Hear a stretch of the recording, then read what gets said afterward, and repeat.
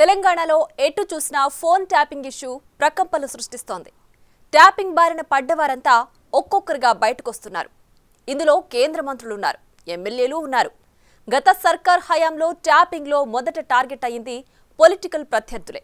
ఆ తర్వాత బడా వ్యాపారులు, పారిశ్రామికవేత్తలు ఉన్నారు.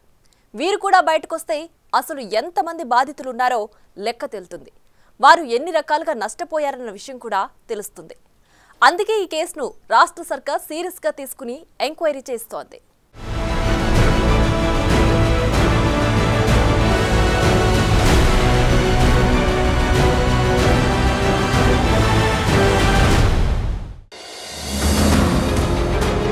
తెరపైకి ఫోన్ ట్యాపింగ్ బాధితులు,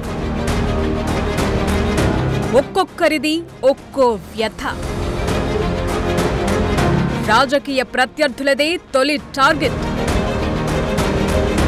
ఆ తరువాత బడా వ్యాపారులు బలి. ఇంతకీ బాధితులంతా బయటకొస్తారా? రైట్. ఫోన్ ట్యాపింగ్లో ప్రత్యక్షంగా పరోక్షంగా ఇబ్బంది పడ్డ వారి వెర్షన్ ఇప్పుడు చూద్దాం. ఈరోజు డీజీపీ గారికి ఆధారాలతో సహా ఫోన్ ట్యాపింగ్ జరిగింది. Phone tapping, unauthorised phone tapping బాధ్యత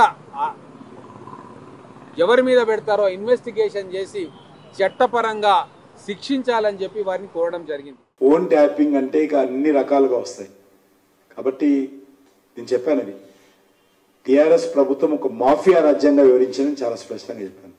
కాబట్టి అన్ని రకాలుగా ఉంటాయి. వీటన్నిటిపైన కూడా అందుకే న్యాయ విచారణ జరిపించాలని డిమాండ్ చేస్తాము. మునుగోడు ఎన్నికకి 3 రోజుల ముందు భారతీయ జనతా పార్టీని బదనాం చేయాలని గౌరవనీయులు బిఎల్ సంతోష్ గారిని కూడా టెలిఫోన్ ట్యాపింగ్లో అక్రమంగా కేసులు పెట్టి ఇబ్బంది పెట్టాలని ప్రయత్నించింది టీఆర్ఎస్ ప్రభుత్వం. చూశారు కదా వీరి వెర్షన్. ఫోన్ ట్యాపింగ్ కేసు విచారణ స్పీడ్ అందుకోవటం, ప్రభుత్వ చర్యలపై నమ్మకం పెరగటంతో మరింత లోతుగా విచారణ జరిపించాలని గతంలో ఫోన్ ట్యాపింగ్ బాధితులుగా మారిన వారు ఆధారాలతో సహా ముందుకొస్తున్నారు. అసలు సూత్రధారులను ఫిక్స్ చేయాలన్న డిమాండ్లు పెరుగుతున్నాయి.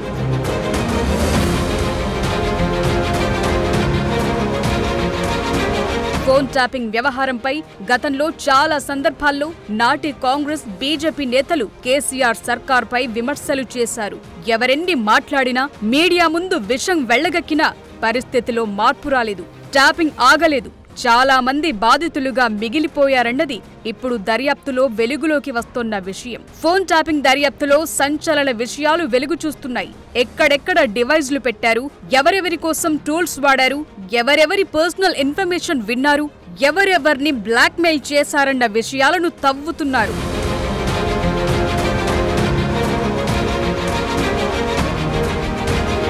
సీన్ కట్ చేస్తే ఫోన్ ట్యాపింగ్ బాధితులంతా ఒక్కొక్కరుగా డీజీపీని కలుస్తున్నారు. ఆధారాలు సమర్పిస్తున్నారు. న్యాయం చేయాలంటున్నారు. పూర్తి స్థాయిలో దర్యాప్తు చేసి అసలు సూత్రధారులను పట్టుకోవాలంటున్నారు. రాష్ట్ర వ్యాప్తంగా ఫోన్ ట్యాపింగ్ బాధితులు ఉన్నారని, రాష్ట్ర స్థాయిలో ప్రత్యేక సెల్ ఏర్పాటు చేయాలని డీజీపీకి విజ్ఞప్తి చేశారు. రాష్ట్ర వ్యాప్తంగా ఎంతో మంది వ్యక్తిగత అంశాలను ఫోన్ ట్యాపింగ్ ద్వారా సేకరించి బ్లాక్మెయిల్ చేశారని, ట్యాపింగ్ బాధితులంతా ధైర్యంగా ముందుకొచ్చి పోలీసులకు ఫిర్యాదు చేయాలని సూచిస్తున్నారు. ఈ వ్యవహారంలో గత ప్రభుత్వంలో సీఎం, మంత్రులు ఏ స్థాయి వారున్నా సరే వారిపై చట్ట ప్రకారంగా చర్యలు తీసుకోవాలంటున్నారు. వేల మంది బాధితులు ఉన్నారు టెలిఫోన్ ట్యాపింగ్ వ్యవస్థకు. మీరందరూ కూడా ధైర్యంగా వచ్చి అక్కడ జిల్లా ఎస్పీకి కానీ, అక్కడ సంబంధిత అధికారులకు కానీ ధైర్యంగా కంప్లైంట్లు ఇవ్వమని నేను చెప్తా ఉన్నా. ఖచ్చితంగా మనకు న్యాయం జరుగుతుంది. ఒకరో ఇద్దరో కంప్లైంట్ చేస్తే అది చిన్న సమస్య అవుతుంది. వందల మంది, వేల మంది బాధితులు ఒక దగ్గరికి వచ్చి కంప్లైంట్ చేస్తే వ్యవస్థ ఖచ్చితంగా మనకు న్యాయం చేస్తుంది. కాబట్టి ఇటువంటి ఫోన్ ట్యాపింగ్కు ఆదేశించిన, ఫోన్ ట్యాపింగ్ చేసిన ఈ దుర్మార్గుల భరతం చట్టపరంగా చేయాలి, పట్టాలి అని చెప్పి నేను కోరుతా ఉన్నా. ఒక దశలో తెలంగాణలో బీజేపీ హై పిచ్ లోకి వచ్చినప్పుడు వారిపై నిఘా పెరిగిందని, ఫోన్లు ట్యాప్ అవుతున్నాయని బండి సంజయ్, రఘునందన్ రావు సహా పలువురు ఆరోపణలు చేశారు. ఇప్పుడు తాము కూడా ట్యాపింగ్ బాధితులుగా మిగిలామని అంటున్నారు. ఫోన్ ట్యాపింగ్ లో మొదటి బాధితులు సీఎం రేవంత్ అయితే తాను రెండో బాధితున్నని బీజేపీ నేత రఘునందన్ రావు అంటున్నారు. బిఎల్ సంతోష్ ఫోన్ ట్యాప్ చేశారని, దుబ్బాక, మునుగోడు బైపోల్స్ సమయంలోనూ ఫోన్లు ట్యాప్ చేశారని, ఇందులో కేసీఆర్, కేటీఆర్, హరీష్ రావు, వెంకట్రామిరెడ్డిపై కేసులు పెట్టాలంటున్నారు. ఎవరెవరిపైనో కేసులు పెడితే వీళ్లు బయటలా ఉంటారని ప్రశ్నిస్తున్నారు.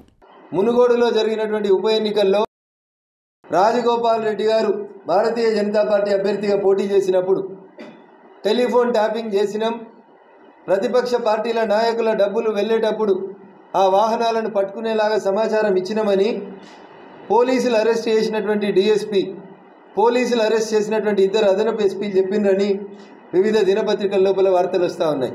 నిన్న రాత్రి ఈ టెలిఫోన్ ట్యాపింగ్లో ముద్దాయిలైనటువంటి 2 మాజీ మంత్రులు 3 గంటల సేపు సమావేశం పెట్టిరు ఒక జాగల. ఎప్పుడు పారిపోతారో తెలియదు. ఎందుకు ఇడిచిపెడతారు ముఖ్యమంత్రి గారు వాళ్ళని? ఇప్పుడు కేంద్ర మంత్రి కిషన్ రెడ్డి వెర్షన్ చూద్దాం. అటు తమ ఆఫీసులో పనిచేసిన నేతలు, ఆఫీసు సిబ్బంది ఫోన్లు కూడా ట్యాపింగ్ జరిగినట్లు ఆధారాలు బయటపడుతున్నాయన్నారు కేంద్ర మంత్రి కిషన్ రెడ్డి. 2019లో బీజేపీ అధికారిక అకౌంట్ నుంచి డబ్బులు డ్రా చేసుకుని వెళుతుంటే తమ కార్యాలయ సిబ్బందిని బంధించారని తెలిపారు. అప్పుడు ఫోన్ ట్యాపింగ్ చేసి తమ వాళ్లను బంధించారన్నారు. గత ప్రభుత్వ హయాంలో ఓ వెలిగిన అధికారులు ఈ కేసులో ఉన్నారని తెలిసిందన్నారు.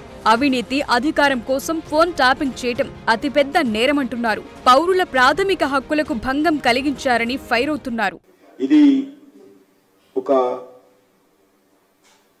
వ్యక్తికి సంబంధించినటువంటి ప్రజాస్వామ్య స్వేచ్ఛ ఏదైతే ఉంటుందో ఆ స్వేచ్ఛకు భంగం కలిగించే విధంగా ఒక రాజకీయపరమైనటువంటి దృష్టికోణమే కాకుండా ఒక అవినీతిపరమైనటువంటి దృష్టికోణంతో మరి ఇందులో ఇమిడి ఉన్నది. కాబట్టి దీన్ని ఖచ్చితంగా న్యాయ విచారణ జరిపితేనే ఈ కేసుకు సంబంధించినటువంటి విషయంలో నిజానిజాలు బయటకు వస్తాయి. అప్పుడు ఇక్కడ ఉన్నటువంటి ముఖ్యమంత్రి జోక్యం ఎంత, అప్పుడు ఉన్నటువంటి డీజీపీ జోక్యం ఎంత, ఉన్నతాధికారుల జోక్యం ఎంత, మరి ఈరోజు రిటైర్డ్ అయినటువంటి వాళ్ళందరినీ కూడా మళ్ళీ ఉద్యోగాలు ఇచ్చి వాళ్ళ ద్వారా ఈ రకంగా ఇల్లీగల్గా చేయించి ఎవరెవరి మీద ఏ రకమైనటువంటి కక్ష సాధింపు చర్యలు చేశారు, అధికారులు ఏ రకమైనటువంటి అవినీతికి పాల్పడ్డారు, మొత్తం దీనిపైన సమగ్రమైనటువంటి దర్యాప్తు జరపాలి అనేటువంటిది భారతీయ జనతా పార్టీ డిమాండ్. తాను కూడా ఫోన్ ట్యాపింగ్ బాధితున్నే అని బండి సంజయ్ కూడా చెబుతున్నారు. మొత్తంగా ఒక్కొక్కరుగా పొలిటికల్ లీడర్లు ఇప్పుడిప్పుడే బయటకొస్తున్నారు. తమ దగ్గరున్న ఆధారాలను డీజీపీకి అందచేస్తున్నారు. ఇక తెరపైకి రావాల్సింది సినీ నటులు, ఫార్మా, రియల్ ఎస్టేట్ ప్రముఖులు, పారిశ్రామికవేత్తలే. ఎందుకంటే జిల్లాల్లోనూ ట్యాపింగ్ నెట్వర్క్ నడిచిందన్న ఆరోపణలతో కేసు చాలా డీప్ గా వెళ్లే అవకాశం కనిపిస్తోంది. ఇప్పుడు వీరంతా బయటకొస్తే కేసు తీవ్రత ఎంతో తేలనుంది. ఆధారాలన్నీ ఇస్తే సూత్రధారులు, పాత్రధారుల ప్రమేయంపై మరింత బలంగా ఉండే ఛాన్సెస్ కనిపిస్తున్నాయి.